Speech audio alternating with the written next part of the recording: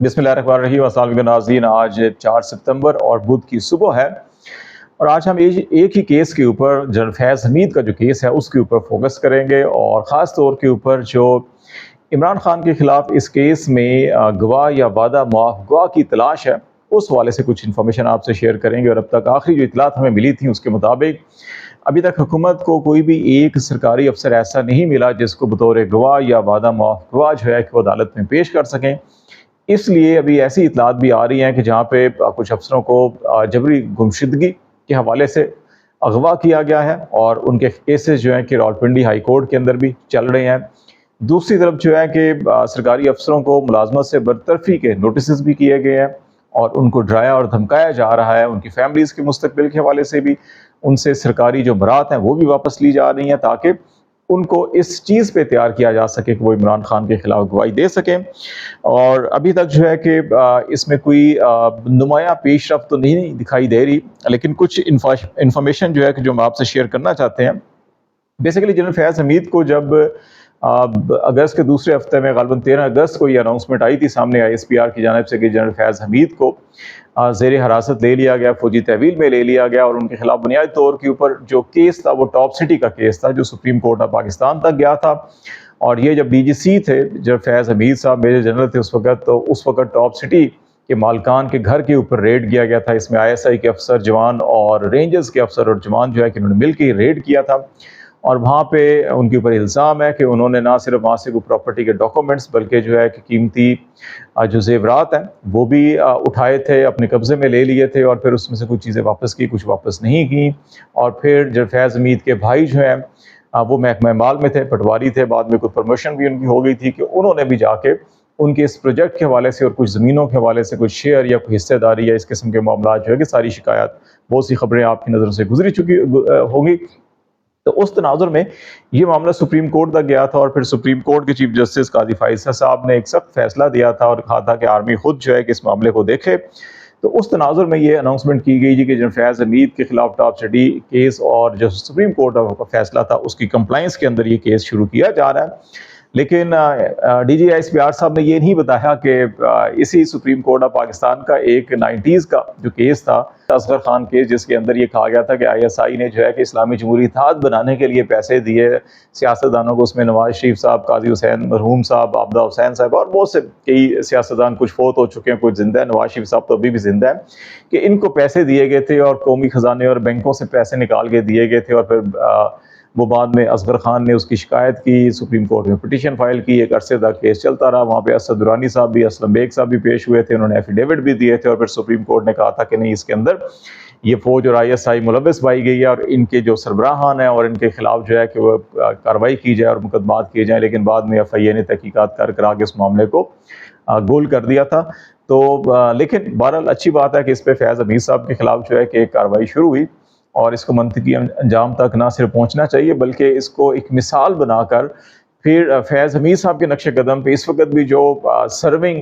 लोग हैं जो इस वक्त चल रहे हैं, चाहे वो इंसानी हकूक़ की पामाली हो, चाहे वो जो है कि लूट मार हो, कब्ज़ा माफिया की सरपरस्ती हो या बाकी जो सारे मामला हों, इस वक्त भी बहुत से लोग जो है कि इस किस्म की, आपको याद है कि अरशद शरीफ की वालदा की एक दरख्वास्त जो है सुप्रीम कोर्ट ऑफ पाकिस्तान में भी पड़ी हुई है मुकदमे के लिए, लेकिन उस पर तो मुकदमा दर्ज नहीं हो रहा। FIR किसी तनाजुर के अंदर और वो जो फैक्ट फाइंडिंग मिशन कीनिया गया था, वो भी सारी चीज़ें सामने हैं। लेकिन एक अच्छी बात है और हमें उम्मीद की किरण पैदा हुई है कि ये मामला जो हैं कि वक्त के साथ साथ आगे भी बढ़ेंगे। तो चलें, आज जो सर्विंग फैज़ हमीद या इनके इन जैसे जो लोग हैं उनके खिलाफ तो शायद अभी नहीं हो रही, लेकिन उम्मीद है कि मुस्तकबिल करीब में जो है कि जैसे इनके खिलाफ 2017 के ये मामला थे तो आज 7 साल बाद हुए हैं, तो उम्मीद है कि 7 माह बाद या 7 साल बाद जो है कि और बहुत से लोगों के खिलाफ भी इस किस्म के केस होंगे। तो फैज़ हमीद साहब के खिलाफ जो अनाउंसमेंट की गई थी उसके 2 हवाले थे। एक तो ये टॉप सिटी केस था और दूसरा हवाला जो था वो था कि फैज़ हमीद साहब ने आफ्टर रिटायरमेंट जो है कि वो कुछ ऐसी सरगर्मियों में मुलव्वस रहे हैं कि जो आर्मी एक्ट की खिलाफ वर्जी है। तो अब अगर ये सियासी सरगर्मियों का इसमें बहुत से लोगों ने हवाला दिया, सरकारी ज़राए ने खबरें भी जारी की और वो इस ज़राए जो अक्सर खबरें जारी किया करते हैं व्हाट्सएप के ऊपर, सारे मीडिया वाले खबरें चला दिया करते हैं, تو ان ذرائع نے بھی کہا جی کہ یہ پی ٹی آئی سے رابطے میں تھے یا فوج میں بغاوت کے لیے جو ہے کہ پی ٹی آئی سے رابطے میں تھے اور بانی چیئرمین سے بھی رابطے میں تھے، اور پھر اس کے بعد انہی ذرائع سے خبریں چلوائی گئیں جی اڈیالہ جیل کے ڈپٹی سپرنٹینڈنٹ جیل محمد اکرم صاحب کو حراست میں لے لیا، پھر اسسٹنٹ سپرنٹینڈنٹ جیل ایک ہو گیا جی، پھر دوسرا اسسٹنٹ سپرنٹینڈنٹ جیل ہو گیا جی، پھر اس کے علاوہ جو اور کوئی 16 جو ہے وارڈر اور جی سویپر اور پتہ نہیں کیسے کیسے لوگ جو ہیں کہ وہ حراست میں لیے گئے، اور پھر بعد میں کئی تبادلے بھی آپ نے دیکھا اڈیالہ جیل کے اندر، یکے بعد دیگرے جو ہے آلموسٹ ساری انتظامیہ تبدیل ہو چکی ہے ان کی۔ لیکن ابھی تک جو ہے کہ مزے کی بات یہ ہے کہ جتنے بھی یہ سارے لوگ اڈیالہ جیل سے حراست میں لیے گئے اور سرکاری خبریں جاری کی جاتی رہیں کہ جناب یہ سارے کے سارے حراست میں لیے گئے، ابھی تک ان میں سے کسی ایک کو کسی عدالت میں کسی ایک کے خلاف ایف آئی آر یا کوئی ایسی چیز نہیں درج کی گئی، اور ڈپٹی سپرنٹینڈنٹ جیل محمد اکرم جو ہے کہ ان کی اہلیہ نے راولپنڈی ہائی کورٹ کے اندر پٹیشن فائل کی ہوئی ہے، اور وہاں پہ مزے کی یہ بات ہے کہ تمام سرکاری ادارے جو ہے کہ پولیس ہے اور باقی جتنے بھی ایجنسیز ہیں انہوں نے جواب دیا ہے کہ انہوں نے کہا جی ہمارے پاس نہیں ہے۔ ملٹری انٹیلیجنس کا جواب جو ہے کہ آئی ایس آئی نے آن بہاف آف ایم آئی جواب بھیجا تھا جی کہ ان کے پاس بھی ابھی تک جو نہیں ہے، لیکن ہم مزید جو ہے کہ وہ تفصیلات حاصل کر لیتے ہیں۔ مطلب ایک کوشچن رکھا انہوں نے کہ اگر کوئی ایسی سٹیج آتی ہے کہ جہاں پہ ہم ابھی تو یہ لاپتہ ہیں اعظم خان کی طرح، تو کہیں پہ ان کو جو ہے کہ گواہ یا وعدہ معاف بنانے کے لیے راضی ہو گئے، تو پھر جو ہے کہ ان کو اگر ہم پیش کیا تو پھر کہیں گے فلاں ایجنسی کے پاس تھا، اس وقت ہم نے ایفیڈیوٹ یہ دیا تھا یہ نہیں دیا تھا، تو اس لیے وہ ایک تھوڑی سی ونڈو آف اپرچونٹی رکھی ہوئی ہے۔ لیکن اصل جو بات ہے جس پہ ہم نے یہ بات کی کہ جی کہ ابھی تک گواہ یا وعدہ معاف نہیں مل سکا، اس کی بنیادی وجہ یہ کہ اگر یہ ابھی ان کو وعدہ گواہ معاف جو ہے کہ مل چکے ہوتے تو یہ سب سے پہلے جو ہے ایک ہائی کورٹ کے اندر جواب آ چکا ہوتا ہے، ایف آئی آر درج ہو چکی ہوتی اور اس کے اوپر پیش رفت ہو رہی ہوتی۔ دوسرا معاملہ یہ ہے کہ ابھی محمد اکرم صاحب جو ہے کہ 13 اگست کو خبر آئی تھی فیاض حمید صاحب کی، اور 14 اگست سے یہ خبریں آنا شروع ہو گئی تھی، اور 14 اگست کی صبح جو ہے کہ ڈپٹی سپرنٹینڈنٹ جیل کو اڈیالہ جیل میں جو سٹاف کالونی آفیسرز کالونی وہاں سے جو ہے کہ ان کو اغوا کیا گیا۔ ابھی تو اغوا ہی کہیں گے کیونکہ مقدمہ درج ہو چکے اغوا کا، اور عدالت کے اندر تمام ادارے کہہ رہے ہیں انہیں نہیں معلوم، ان کو ڈھونڈا جا رہا ہے، تلاش جاری ہے۔ یہ کیا گیا،